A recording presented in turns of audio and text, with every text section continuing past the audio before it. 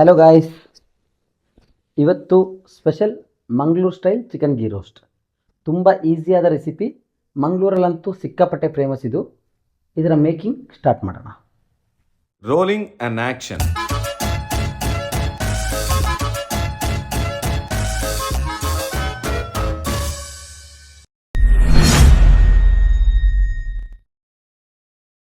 Chicken ghee roast Mangalore style ತುಂಬ easy.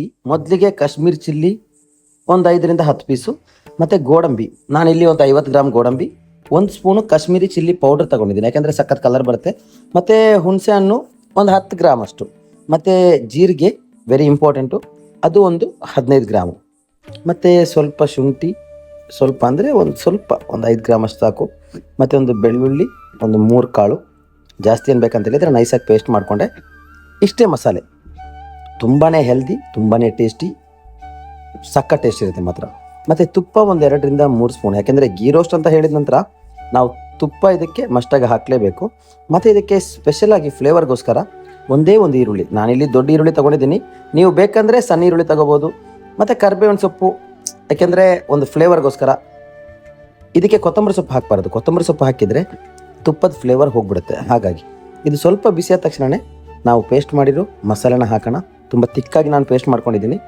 ಇವಾಗ ಇದಕ್ಕೆ ಏನು ಮಾಡೋಣ ಅಂದರೆ ಸ್ವಲ್ಪ ಅದನ್ನು ಪಾತ್ರೆ ತೊಳೆದು ಮಿಕ್ಸಿ ತೊಳೆದು ನೀರು ಹಾಕೊಳ್ಳೋಣ. ಆವಾಗ ಒಂದು ಮೀಡಿಯಮ್ ಆಗಿ ತಿಕ್ಕಾಗುತ್ತೆ, ಯಾಕೆಂದರೆ ಚಿಕನ್ ಕೂಡ ಬೇಯಬೇಕಲ್ವ, ಇದು ಜಾಸ್ತಿ ಲೂಸ್ ಆಗಿರ್ಬೋದು. ಸ್ವಲ್ಪ ಇದಕ್ಕೆ ಉಪ್ಪು ಮತ್ತು ಟೇಸ್ಟ್ಗೋಸ್ಕರ ಸ್ವಲ್ಪ ಸಕ್ಕರೆ ಹಾಕಬೇಕು. ಇದು ಯಾರು ಹೇಳಲ್ಲ, ನಾವು ಯಾವುದೇ ಒಂದು ಕರಿ ಮಾಡಬೇಕಾದ್ರೆ ಅಥವಾ ಯಾವುದೇ ಒಂದು ಫುಡ್ ಮಾಡಬೇಕಾದ್ರೆ ಒಂದು ಚಿಟಿಕೆ ಸಕ್ಕರೆ ಅಥವಾ ಬೆಲ್ಲ ಹಾಕಿದರೆ ಸಿಕ್ಕಾಪಟ್ಟೆ ಚೆನ್ನಾಗಿರುತ್ತೆ. ಯಾಕೆಂದರೆ ಈ ರುಚಿ ಅನ್ನೋದರಲ್ಲೇ ನಮಗೆ ಸಕ್ಕರೆನೂ ತುಂಬ ಇಂಪಾರ್ಟೆಂಟು. ಮತ್ತು ಇವಾಗ ನಾನು ಇಲ್ಲೊಂದು 10-12 ಪೀಸು ಚಿಕನ್ ತೊಗೊಂಡಿದ್ದೀನಿ. ಚಿಕನ್ ಹತ್ತಿರ ಒಂದು ಮೀಡಿಯಮ್ ಪೀಸ್ ತಗೊಳ್ಳಿ, ಫ್ರೆಶ್ ಚಿಕನ್ ತಗೊಳ್ಳಿ. ಫ್ರಿಜ್ಜಲ್ಲೆಲ್ಲ ಇಟ್ಕೊಂಡಿರೋದನ್ನು ಯೂಸ್ ಮಾಡ್ಕೋಬೇಡಿ, ಫ್ರಿಜ್ಜಲ್ಲಿ ಇಟ್ಟಿರೋ ಚಿಕನಲ್ಲಿ ಅದೊಂದು ಫ್ಲೇವರ್ ಬರಲ್ಲ. ಹಾಗಾಗಿ ಇವಾಗ ಈ ಮಸಾಲೆ ಚೆಂದ ಮಾಡಿ ಬೇಯಬೇಕು. ಮಸಾಲೆ ಎಷ್ಟು ಬೇಯಬೇಕು ಅಂದರೆ ಈ ಚಿಕನ್ ಟೋಟಲಿ ಬೇಯಬೇಕು. ನಾನು ಇವಾಗ ಸ್ವಲ್ಪ ನೀರು ಆ್ಯಡ್ ಮಾಡಿಕೊಂಡೆ, ಯಾಕೆಂದರೆ ತುಂಬಾ ಡ್ರೈ ಆಗಿತ್ತು. ಹಾಗಾಗಿ ಇವಾಗ ಇದನ್ನು ಚೆಂದ ಮಾಡಿ ಬೇಯಿಸ್ಕೊಳ್ಳೋಣ. ಇದು ಬೇಯಿಸ್ಕೊಂಡ ನಂತರ ಮುಂದಿದ್ದು ನೋಡೋಣ. ಇವಾಗ 90% ರೆಡಿಯಾಗಿದೆ ಚಿಕನ್ ಗೀ ರೋಸ್ಟ್. ತುಂಬಾ ಈಸಿ ಮತ್ತು ತುಂಬಾ ಹೆಲ್ದಿ ಕೂಡ ಹೌದು. ಸಿಕ್ಕಾಪಟ್ಟೆ ಪರಿಮಳ ಬರ್ತಾ ಇದೆ, ಒಳ್ಳೆ ಫ್ಲೇವರು. ಶುದ್ಧ ತುಪ್ಪ ತಗೊಳ್ಳಿ, ನಾನಿಲ್ಲಿ ಹೋಮ್ ಮೇಡ್ ತುಪ್ಪನ ಯೂಸ್ ಮಾಡ್ತಾ ಇದ್ದೀನಿ. ಮತ್ತು ಇವಾಗ ಫಿನಿಶಿಂಗ್ ಆಗಿದೆ, ರೆಡಿಯಾಗಿದೆ. ಇವಾಗ ಮೇಲ್ಗಡೆ ಸ್ವಲ್ಪ ನಾವು ತುಪ್ಪ ಹಾಕೊಳ್ಳೋಣ.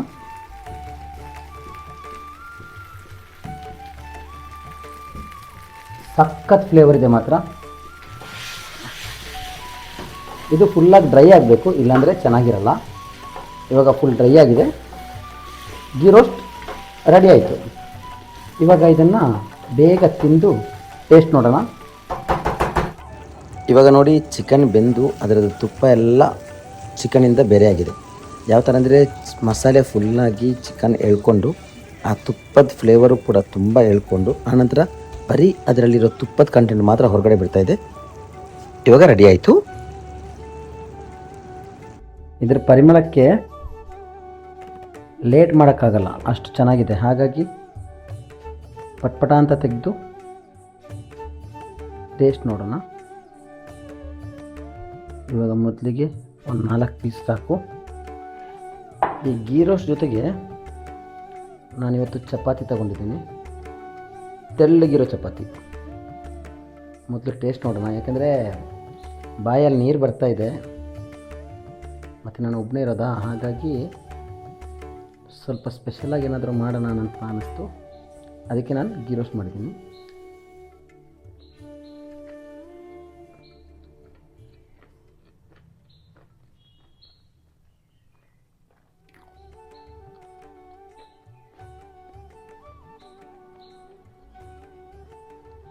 ಈ ಗೀ ರೋಸ್ಟ್ ಅಂದರೆ ಸ್ವಲ್ಪ ಈ ಥರ ಮಸಾಲೆನೂ ಇರಬೇಕು, ಅವಾಗ ಇನ್ನೂ ಚೆನ್ನಾಗಿರುತ್ತೆ.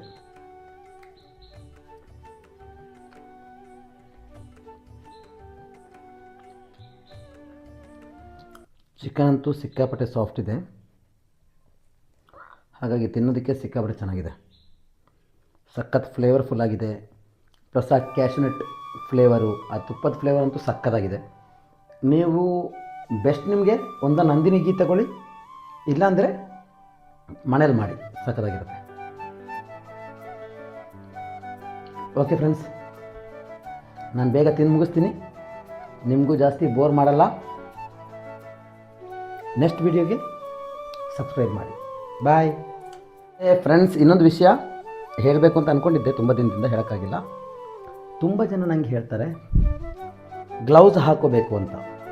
ನಾನು ಮಾಡ್ತಿರೋ ರೆಸಿಪಿ ನಿಮಗೆ ಕಲಿಯೋದಕ್ಕೋಸ್ಕರ ಮತ್ತು ನಿಮ್ಗೆ ಅರ್ಥ ಆಗಬೇಕು ಅಂತ ಹೇಳಿ, ಓಕೆ. ಮತ್ತು ಇದನ್ನು ಮಾಡಿ ನಾನು ಮಾತ್ರ ತಿನ್ನೋದು. ಹಾಗಾಗಿ ನಾನು ಗ್ಲೌಸ್ ಹಾಕಿ ಇದನ್ನು ಮಾಡಿ ತೋರಿಸಿ ಏನು ಪ್ರಯೋಜನ ಇದೆ? ನಾನಿವಾಗ ನಿಮಗೆ ಮಾಡ್ತಿರೋದು ಹೋಮ್ ಮೆಥಡಲ್ಲಿ ರೆಸ್ಟೋರೆಂಟ್ ಫುಡ್ ಯಾವ ಥರ ಮಾಡ್ಬೋದು ಅಂತ. ಇವಾಗ ನಾನು ಗ್ಲೌಸ್ ಹಾಕಿ ಮಾಡಿರೋದ್ರಿಂದ ನಿಮ್ಗೆ ಅದರಲ್ಲಿ ಹೈಜಿನ್ ಆಗಿ ಕಾಣಿಸೋದಕ್ಕೆ, ಇದರಲ್ಲಿ ಅನ್ಹೈಜಿನ್ ಆಗಿ ಏನೂ ಇಲ್ಲ. ಇವಾಗ ಮನೆಯಲ್ಲಿ ಚಿಕನ್ನ ನೀವು ಕೈಯಲ್ಲೇ ತೊಳಿಬೇಕು, ಅದು ಬಿಟ್ಟು ಗ್ಲೌಸ್ ಹಾಕಿ ನೀವು ಗ್ಲೌಸ್ ತಗೊಂಡು ತೊಳ್ಕೊಳಕ್ಕಾಗಲ್ಲ. ಹಾಗಾಗಿ